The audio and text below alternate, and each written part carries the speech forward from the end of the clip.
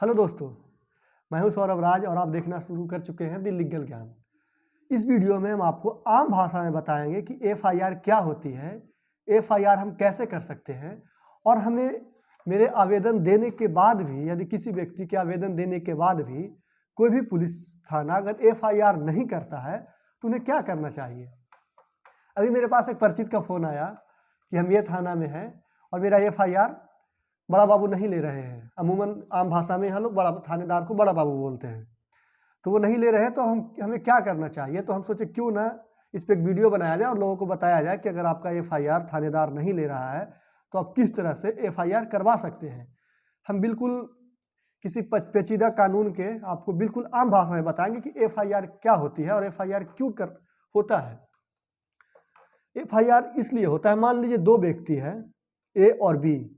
ए व्यक्ति बी के साथ मारपीट करता है, मारपीट कर रहा है, इसका यह मतलब है कि ए है वो बी से ताकतवर है, बी उसको मार नहीं सकता है। तो इस मारने की घटना जो कि सरकार के द्वारा और कानून के द्वारा कानूनी नहीं माना गया है, क्योंकि ये आप ऐसा काम कर रहे हो जिससे दूसरे को नुकसान हो रहा है, तो उस नुकसान की भरपाई के लिए वो कोर्ट के शरण में जाएगा कि ए नाम के व्यक्ति मुझे मारा है।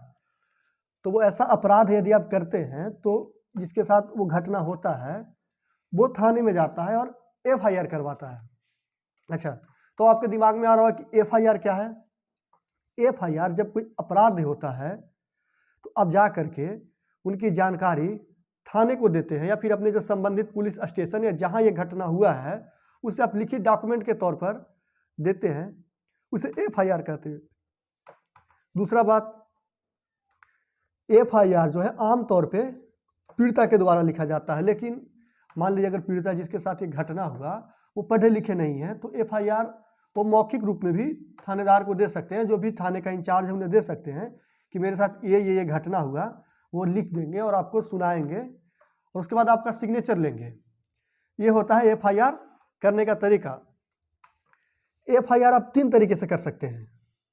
पहला लिखित, जो कि अमूमन होता है, आप लिखित में दीजिए थानेदार को, वो आपका एफआईआर रजिस्टर करते हैं। दूसरा मौखिक, जो व्यक्ति लिख नहीं सकता है और एफआईआर उस वक्त करना जरूरी होता है और उसके पास ऐसे कोई लोग उपलब्ध नहीं होते हैं जो उनका आवेदन को लिख सके, तो आप मौखिक रूप में भी एफआईआर दर्ज करवा सकते हैं। आप जो बोलेंगे उसको थानेदार है वहाँ का इंचार्ज उसे लिखित रूप में लेगा और उसे एफआईआर के तौर पर रजिस्टर्ड कर देगा। तीसरा कॉल के माध्यम से भी एफआईआर आप दर्ज कर सकते हैं। कई लोगों को ये बात नहीं पता होता है। अब जैसे आप जो एक हर स्टेट में अलग अलग लोग अपना जो स्टेट गवर्नमेंट होती है वो नंबर इशू करती है लोगों के लिए कि आप इस नंबर पे कॉल करके अपना शिकायत दर्ज कर सकते हैं, तो आप वहाँ भी कॉल करके भी आप शिकायत दर्ज कर सकते हैं। अच्छा, आप सोच रहे हैं कि मारपीट होने पे एफआईआर ही क्यों किया जाए। सवाल है, एफआईआर इसलिए करना जरूरी है कि हमारे कानून में अभी तक एफआईआर से बढ़िया अगर कोई आपके साथ अपराध होता है तो कोई अलग मैकेनिज्म, मतलब कोई अलग विकल्प के रूप में उपलब्ध नहीं है जो आपको न्याय दिला सके। एफआईआर करने के बाद क्या होता है कि जब आप एफआईआर कीजिएगा तो कोर्ट और पुलिस दोनों बाध्य हो जाएंगे कि जो आपने कंप्लेंट की है उसके वो जांच करें, चार्जशीट वो कोर्ट को सौंपें और कोर्ट ट्रायल करे, पुलिस इन्वेस्टिगेट करेगी और आपको न्याय संगत न्याय आपको वो देने की कोशिश करेंगे। इसलिए एफआईआर करना बहुत जरूरी है।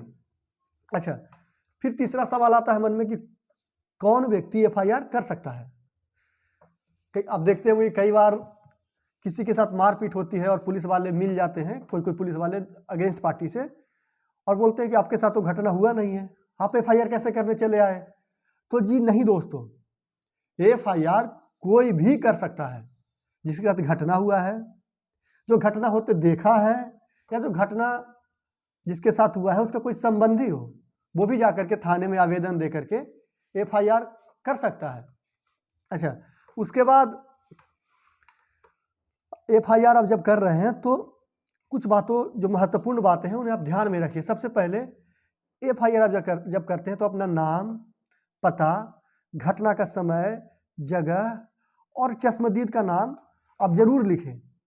और हम अमूमन जब कोर्ट में जाते हैं तो देखते हैं कि जज साहब अक्सर जब बहस होता है, आर्गुमेंट होता है, तो पूछते हैं कि जो एफआईआर में जो लिखित आवेदन है वो आपका लिखा हुआ है, अक्सर पूछते हैं। तो कई लोग होते हैं जो बोलते हैं कि नहीं मेरा लिखा हुआ नहीं है, कई लोग बोलते हैं जिनका लिखा होता है बोलते, फिर पूछते हैं कि सिग्नेचर आपका है। उनका पूछने का मकसद क्या है? उनका पूछने का ये मकसद है कि एफआईआर आपने ही तो ये लिखा है ना, यदि नहीं लिखा है तो आपको पढ़कर सुनाया गया है ना। कभी कभी क्या होता है कि आप बोलिएगा कुछ, थानेदार कुछ लिख देता है, फिर वो पूछते हैं अगर आप पढ़े लिखे नहीं है, सिग्नेचर नहीं तो थंब आपका ही है ना। ये सब चीज़ों को आपको एफआईआर करते वक्त ध्यान देना चाहिए, क्योंकि कई बार आपसे थाने में क्या होता है कि आपके सादे पन्ने पे आपसे साइन करवा लेंगे या फिर अंगूठा लगवा लेंगे और फिर अपने हिसाब से वो एफआईआर तैयार कर लेते हैं। ऐसा करने से आपको बचना चाहिए।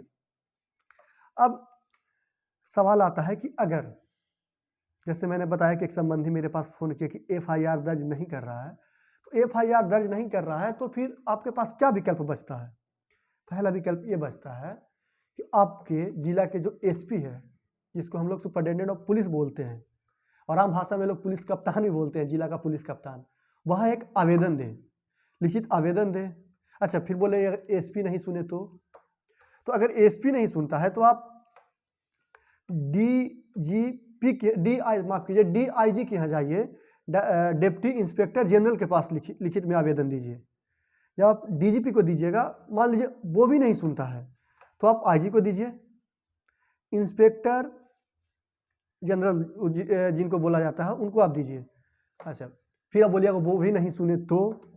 अच्छा, एक बात और ध्यान रखिए, जब उनको आप लिखित आवेदन दे रहे हैं तो या तो आप रिसीविंग ले लीजिए या फिर आप डाक के माध्यम से उन्हें भेजें या फिर ईमेल के माध्यम से भेजें, ताकि वो नहीं रजिस्टर्ड करें। जब ये बाकी लोग रजिस्टर्ड नहीं करेंगे तो आप न्यायालय में जाकर के एक लिखित आवेदन दे सकते हैं सीआरपीसी के तहत कि मेरा ये मैटर है, ये मेरे साथ घटना हुआ है और ना पुलिस न इंस्पेक्टर या ना एसपी कोई मेरा एफआईआर रजिस्टर्ड नहीं कर रहा है। तो इसका जो रिसीविंग लेने का या पोस्ट करने का या मेल करने का फ़ायदा ये होगा कि जब आप कोर्ट में जाइएगा तो एनेक्सर के रूप में, सबूत के रूप में आप उसे अटैच कर दीजिए कि देखिए हमने ये पुलिस को भेजा था। आपके पास एक सबूत के तौर पर रहेगा कि हमने भेजा था और उन्होंने एफआईआर नहीं दर्ज किया। तो आप रिसीविंग लेना या फिर आप उन्हें ज़रूर भेजें। अगर इसके बावजूद अब तो कई सारे जो स्टेट गवर्नमेंट है वो एक टोल फ्री नंबर लॉन्च कर देते हैं कि आप ये नंबर पे कॉल करके अपना एफआईआर दर्ज या कंप्लेन, अगर एफआईआर दर्ज नहीं होता है तो आप अपना कंप्लेन रजिस्टर्ड करवा सकते हैं। तो ये होता है एफआईआर। और अगर इसमें आपको और कुछ जानकारी चाहिए तो आप हमें कमेंट बॉक्स में बताएं कि हमें इस कानून के इस बिंदु पे हमें जानकारी चाहिए, और अगले वीडियो में हम कोशिश करेंगे ये तो बताएं कि एफआईआर क्या होता है और एफआईआर नहीं करे तो आप क्या कर सकते हैं, आपका एफआईआर कैसे दर्ज होगा अगर थानेदार आपका एफआईआर नहीं करता है। तो अगले वीडियो में हम आपको बताएंगे कि अगर एफआईआर किसी व्यक्ति के खिलाफ गलत दर्ज कर लिया जाता है जानबूझ के उसे परेशान करने के लिए, फंसाने के लिए, तो उससे कैसे बच सकते हैं और गलत एफआईआर करने वाले से हम कैसे मुआवजा ले सकते हैं, ये बताएंगे। यदि आपको कोई और अन्य जानकारी चाहिए तो आप हमें कमेंट बॉक्स में बता सकते हैं कि आपको किस बिंदु पे क्या जानकारी चाहिए। धन्यवाद।